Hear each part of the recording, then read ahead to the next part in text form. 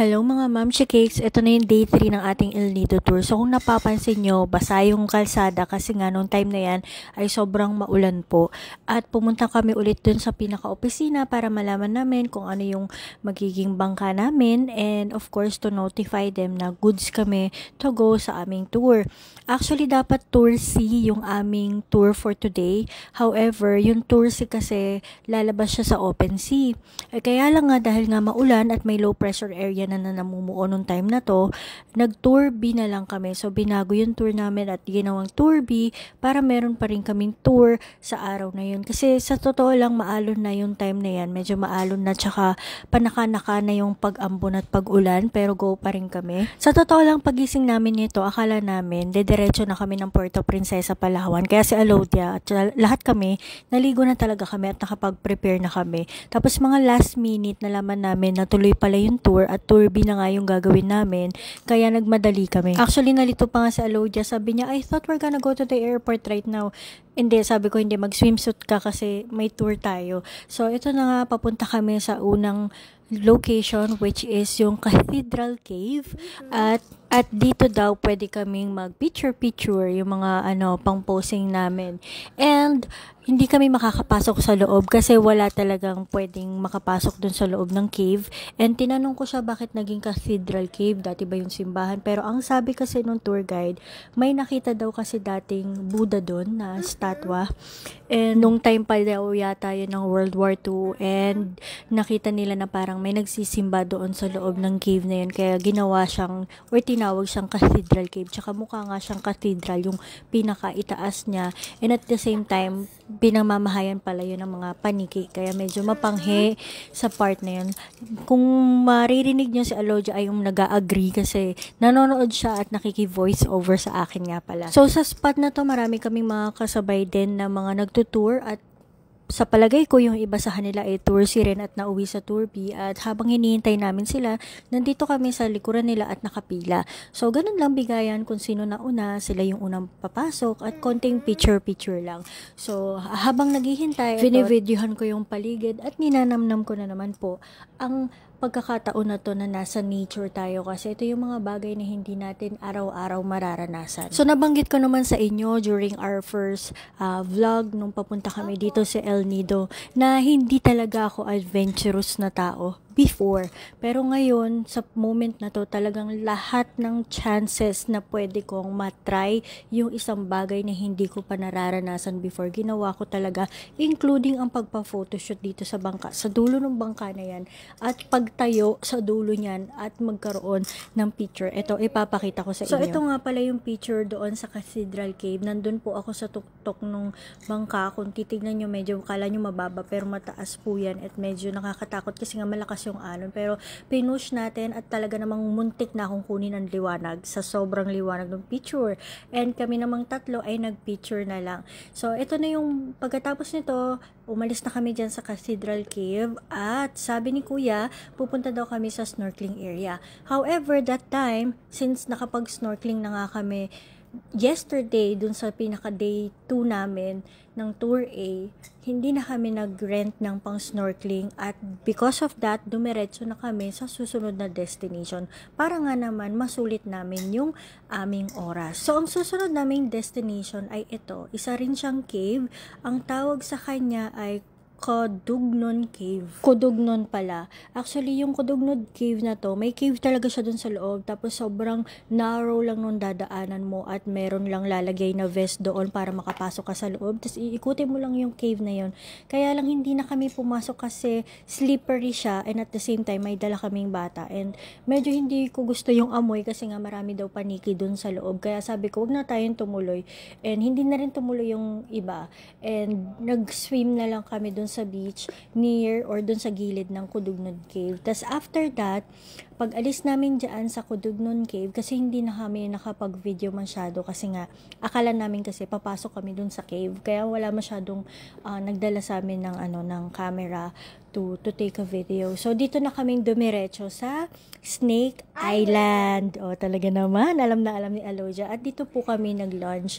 Kung nakikita nyo, yung Snake Island, ay nandyan po kami nakadaong sa mismong sandbar. Kaya lang high tide ng time na yan, kaya hindi makikita.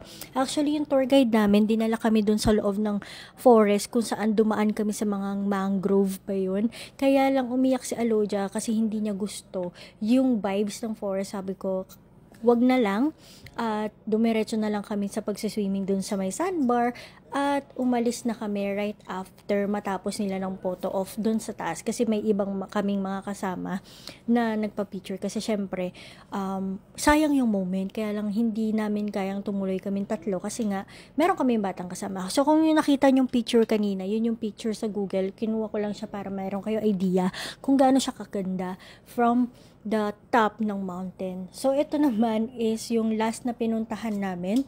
Isa siya sa paborito ko kasi napakaganda pong mag-swimming dito. And para lang din siyang Papaya Beach, pero mas favorite ko to kasi mas maganda yung or mas mataas yung rock formation. Ito yung tinatawag na Entalula Island. And kung nakikita niyo si Alodia yung unang bababa sa amin, sa lahat po ng tao sa bangka, siya po talaga yung unang bababa. Pinigilan ko lang siya kasi nga she's so young para manguna.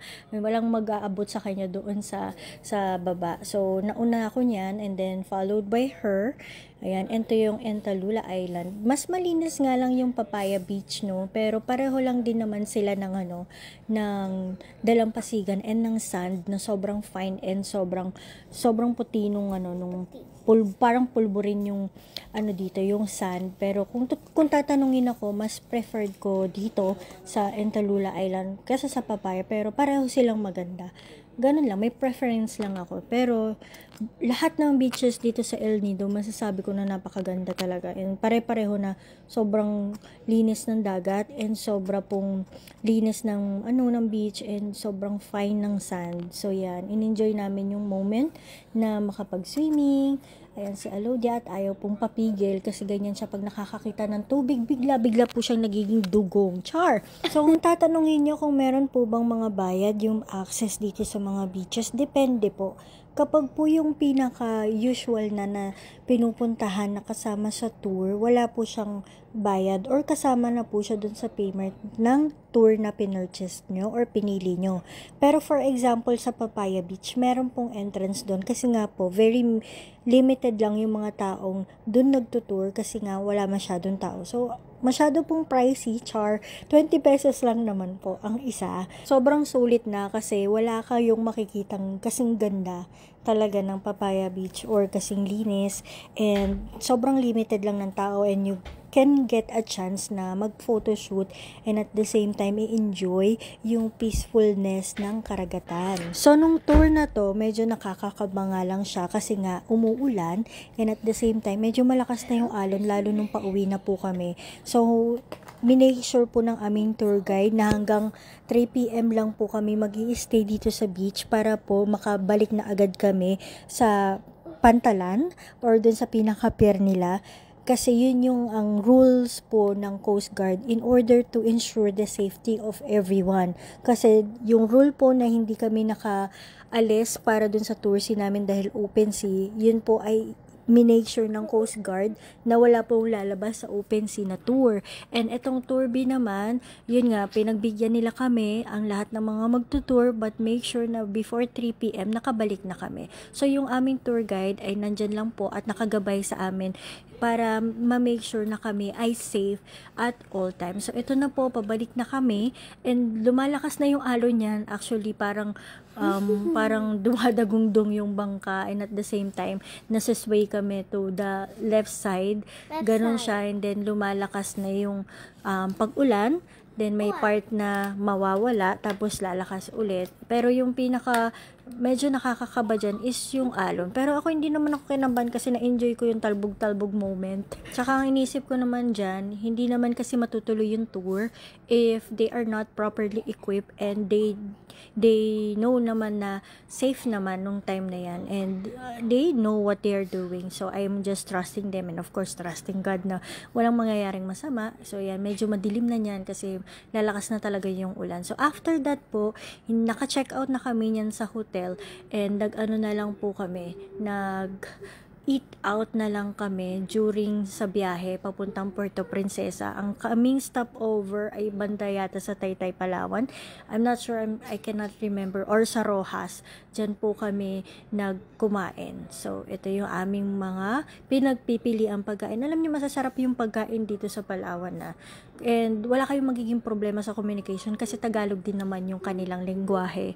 So, ayan. So, yung mga van dito, alam na nila kung saan dapat mag-stop over, kung saan may makakain ng kanilang mga guests.